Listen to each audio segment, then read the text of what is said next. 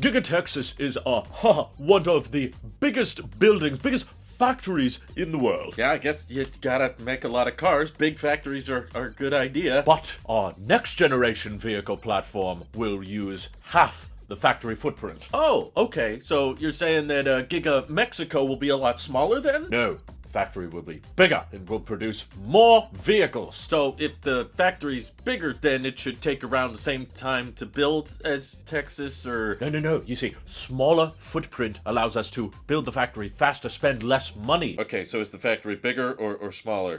No, it's quite large. It's massive. It's like really big. So constructing it will take about the same amount of time? I don't know how else to explain it to you. The factory is smaller but bigger on the inside and will build more vehicles than before with the same footprint in 40% square space.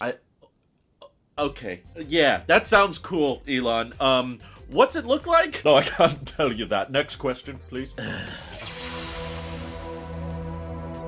So, Investor Day. Unfortunately, it was kind of leaving me with more questions than answers. Yes, it was a lot of information, and it was a lot of good news for the future of the company. But in my opinion, if you've been listening to the earnings calls and following Tesla pretty closely, a lot of this information wasn't inherently new. There were bits and pieces of new info, but they couldn't go too much into the specifics of this new information because Tesla's not ready to show us this third-generation vehicle platform, which is, of course, what I think the entire community is talking about. Even the hyperbulls are like, okay, this new platform sounds cool, you know, the cheaper motor, the 48-volt architecture, Tesla switching to 100% in-house controllers, it's going to be built at GigaMexico, and it's going to be assembled in a different arrangement because they're putting in the interior components and the exterior components together separately and then bringing it all together in one time, which should reduce the length of the assembly line. But I feel like all of that new information probably would have been a lot more easier to apply if we had a design for it. Even Franz, the chief of design, was like, yeah, but this visualization we're showing you is of a Model Y, but the third-gen vehicle is not the Model Y. So I thought that would have been the perfect time, right? To be like, so here's the new design, and thanks to the dimensions of it, or the style of it, or the angles of it, you know, similar to when they unveiled the Cybertruck, they can say, hey, this design doesn't require X or Y, or whatever the variable may be, and that's why we're able to build it in a smaller form factor. But I'm guessing it's because Tesla wants to avoid the Osborne effect. They're worried about it affecting present-day sales, which is why, in my opinion, there's just not really a need to talk about this stuff. They already mentioned on earnings calls previously that they are planning a next-generation vehicle platform that will be simpler, that will be cheaper, and they're going to require half the factory footprint to produce twice as many vehicles. All those doubling and exponential growth factors we've heard before. This was just giving us a little bit more detail, but still, that we can't give you that much detail. So I actually found more insightful information from people that were talking with Tesla executives after the event, most specifically from Dave Lee, who's an amazing YouTuber that's way better than me. You guys should all check him out. He dropped like a sub 5-minute video saying that he spoke with a unnamed, at this time, Tesla executive that, in my opinion, clarified a whole bunch of this event and actually changed my entire outlook on what Tesla's preparing for this next generation vehicle platform that we're all so curious about. So the executive told Dave Lee that the intention of GigaMexico is not to build vehicles that you then import to the United States, but that Tesla is trying to expand their presence in more and more markets. And of course, this next-gen platform, while we don't know too much about it, we do know that it has a big emphasis on cost and being about half the price of what current Teslas cost, and that's only possible through getting rid of more rare earth materials, using innovations like the structural battery pack and 4680s at higher volume and all that. But Dave Lee says the purpose of this vehicle is to reach new markets that Tesla is not necessarily in, primarily with Latin America and Mexico. So this changed my entire outlook because I think most people's first impression of Tesla announcing GigaMexico is, well, you know, Mexico probably allows them to build the factory much faster, and cost of labor is probably cheaper there, and they seem to have a lot of support from the government there, so they probably get a lot of tax breaks and red tape that they get to bypass and protests that they don't need to worry about like Giga Berlin did. But everyone just kind of had the end conclusion in their mind that, okay, you're gonna build a Model 2 or a compact or something and then ship it to the United States. That way we can all have cheaper Teslas, right? Well, it's the classic United States approach of, how does this apply to me? When in reality, the only reason I think GigaMexico is so close to the border is because Tesla is building out that lithium refinery along the coast, and that's supposed to start refining lithium for Tesla's use by the end of this year.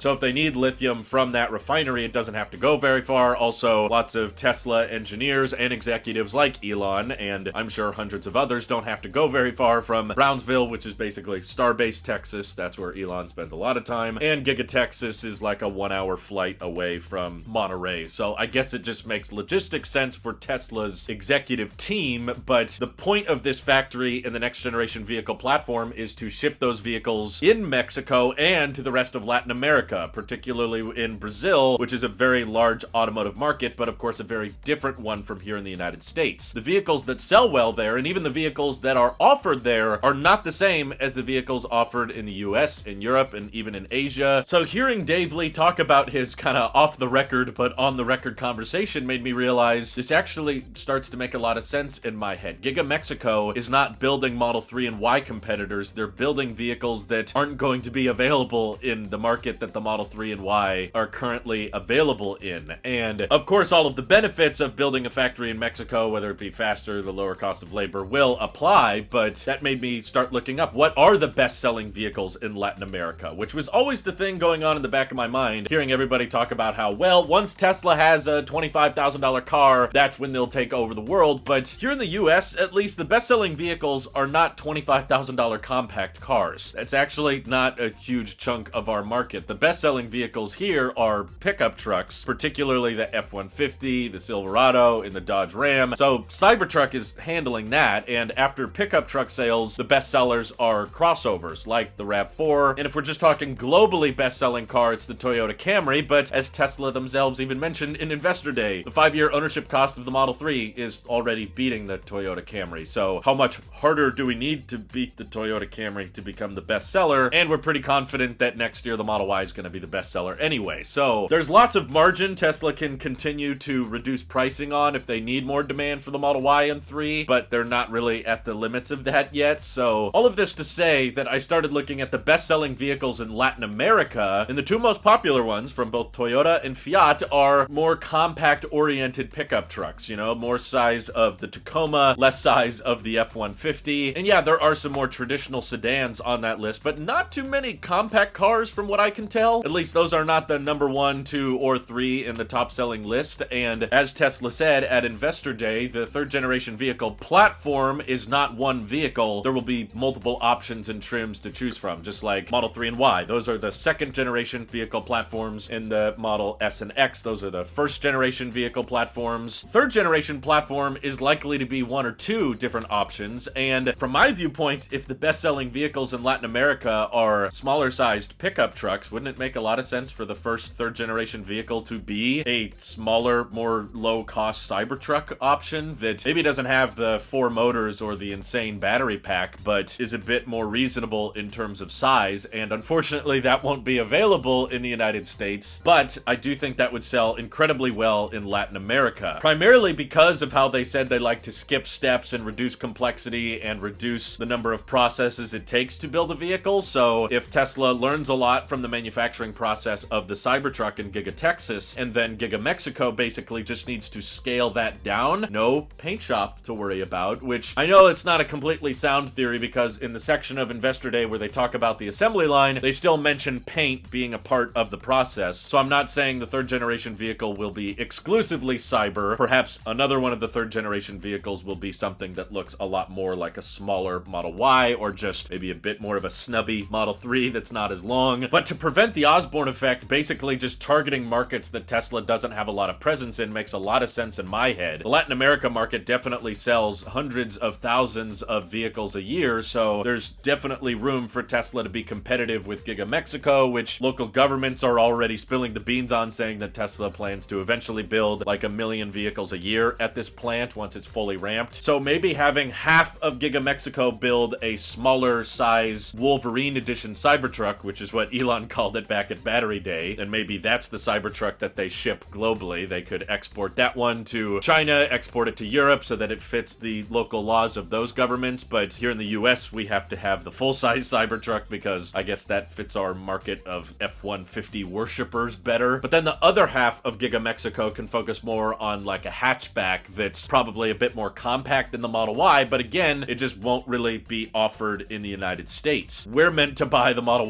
Ys in threes. Now, I'm not an expert here on how hard it would be to go to Mexico and buy a GigaMexico third generation vehicle and then bring it back to the US and get it registered here. Maybe that's not too complicated. I'm not sure. I'll leave that up to the armchair experts in the comment section. But if Dave Lee's conversation with this unnamed Tesla executive is accurate, which I trust Dave Lee, I think he's right, I think it would make a lot of sense to start with the most popular segment in Latin America and try to be price competitive with all these other options, as well as building out the supercharger network, which they'll definitely need to because it's not as strong down there. But by relying on this next generation powertrain, which is supposed to be cheaper and not require rare earth materials, and making them all 48 volts and relying on 100% in-house controllers, this should allow the vehicle to be a lot cheaper to build, of course, but this would also kind of explain, in my opinion, why they don't want to unveil them yet and why they don't want to talk too much about the official design, because it's going to make the US market vehicles feel overpriced, overly large, and unnecessary. I also think Elon probably has it in the back of his head that if they can get full self-driving safer than a human before GigaMexico is finished and ready to start producing vehicles, they would want to build robo-taxis here, because robo-taxis won't require steering wheels or pedals or mirrors. So if they're designing that, of course, on the third generation vehicle platform, would make sense to build the robo-taxis in Mexico. But my guess is that the executives at Tesla are constantly planning for a situation where they crack the full self-driving code, but also having a fallback plan that says, in case we don't crack the full self-driving code, we can still sell vehicles at a low price in Latin America, and that's how we can increase our global deliveries without